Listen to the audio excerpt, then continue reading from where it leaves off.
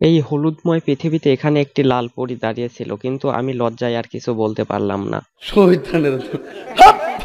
দেখেন কি পরিমাণে মানুষ আসছে, শুধু রাস্তায় দেখেন না, একটু আশেপাশেও দেখেন।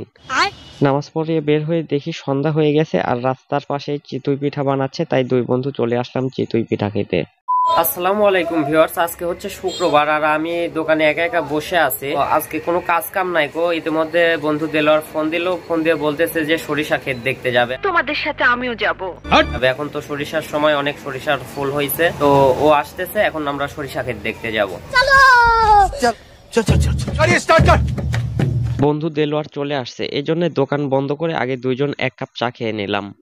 এরপরে বন্ধুকে গাড়ি চালাইতে বললাম, আমার গাড়ি চালাইতে একদমই ভালো লাগে না, আর আমি পেছনে বসে থেকে ভিডিও করতেছি। আর এইখানে দেখেন একটা ভয়ঙ্কর পার্ক আছে, অন্য একদিন এই পার্কে ঢুকে দেখাবো ইনশাল্লাহ। Thank you so much. আর এইখানে দেখেন বিশাল একটি কলেজ আছে, এই কলেজটি দেখতে অনেক সুন্দর। এরপরে আমরা পেয়ে গেলাম খুবজিপুর লোহার ব্রিজ। এই ব্রিজটিও দেখতে মোটামুটি ভালোই লাগে, কিন্তু এই ব্রিজটির উপরে দেখেন সব মানুষজন কাপড় চোপড় শুকাইতে দিছে। আর আমাদের সামনে যে মোটরসাইকেল গুলা যাচ্ছে, এরাও কিন্তু আসলে সরিষা ক্ষেত দেখতেই যাচ্ছে।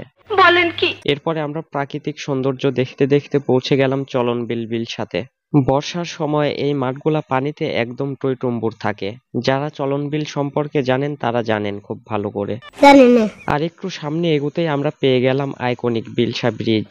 এই ব্রিজটা এখন খালি দেখতেছেন, কিন্তু বর্ষার মৌসুমে সব সময় ভরপুর থাকে মানুষজন দিয়ে। আর এইখানে কিছু পোলাপাইন ব্রিজের উপরে স্কেটিং করতেছে।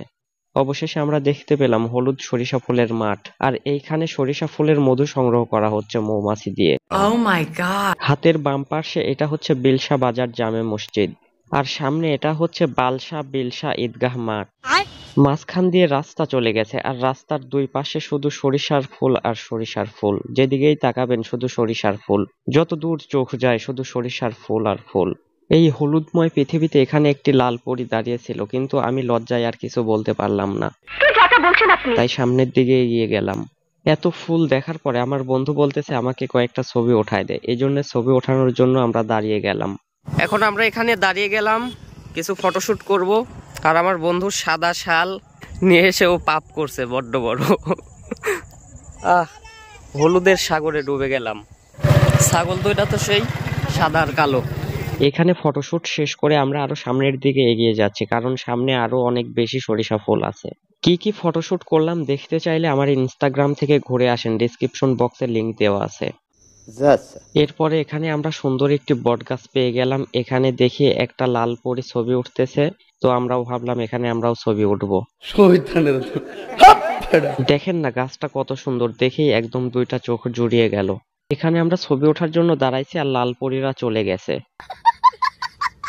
এখানে ফটোশুট শেষ করে আমরা সামনের দিকে এগোতে থাকলাম, কিন্তু দুঃখের বিষয় আমার বন্ধু পুরো ভালো রাস্তা গাড়ি চালায় এসে ভাঙ্গার মধ্যে আমাকে চালাতে দিছে।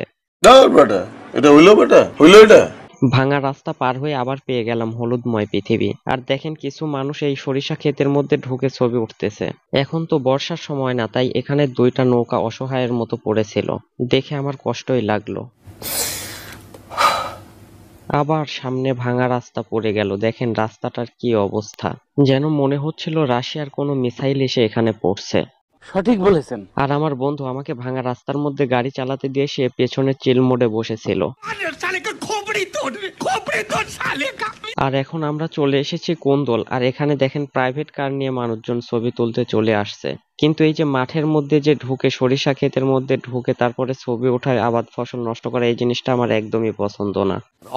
ভালো জানে। এরপরে আমরাও নিচে নেমে ছবি টবি উঠাইলাম, কিন্তু আমরা সরিষা ক্ষেতের মধ্যে ঢুকে নাই, বাইরে থেকেই ছবি উঠাইছি। এরপরে আমাদের সাথে যুক্ত হয়ে গেল বন্ধু ইয়াসিন, তাকে ফোন দিয়ে আসতে বলছিলাম, তার সাথে একটা কফি আড্ডা দিলাম। এরপরে সন্ধ্যা হয়ে আসতেছিল, তাই আমরা ফেরার পথে রওনা দিলাম।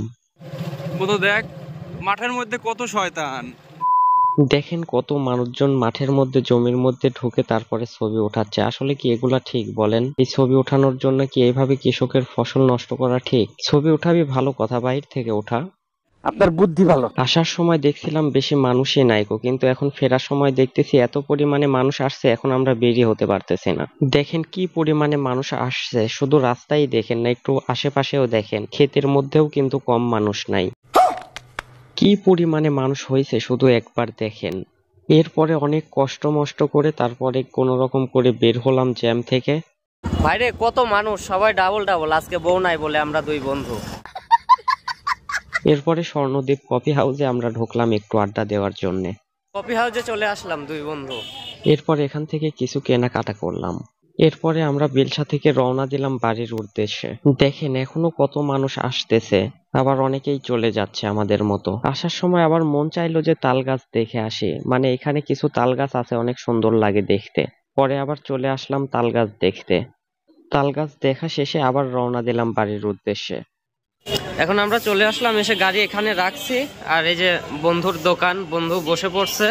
আর অল্প কিছু সময় আছে মাগরিবের আজান দিতে, তাই আমি আর আমার দোকান করলাম না, আমি এখানেই বসে পড়লাম। আজান দিলে দুই বন্ধু নামাজ পড়তে যাব।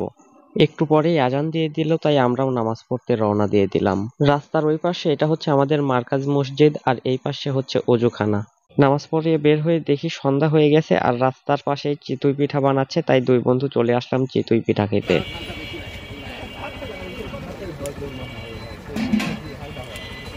চিতই পিঠা খাওয়া শেষ করে আবার দেখি সিঙ্গারার দোকান, পরে আবার দুই বন্ধু সিঙ্গারা খেলাম।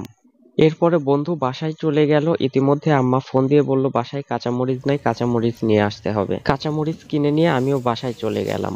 মরিচ কিনে নিয়ে আমার বাসায় গেছিলাম, গিয়ে খাওয়া দাওয়া করে তারপরে বাসায় আসছি। এখন অব্দি এশারের নামাজ পড়া হয় নাই, তো এখন নামাজ কালাম পড়ে তারপরে ঘুমাবো। বন্ধুরা, আমার এই ভিডিওটি যদি ভালো লাগে তাহলে সবাই কমেন্ট করে জানাবেন কেমন হয়েছে, এবং ভিডিওটি ভালো লাগলে একটি লাইক করে দিবেন, চ্যানেলে নতুন হলে সাবস্ক্রাইব করে দিবেন। আর ডিসক্রিপশন বক্সে আমার ফেসবুক এবং ইনস্টাগ্রামের লিঙ্ক দেওয়া আছে, অবশ্যই গিয়ে ফলো করে দিবেন।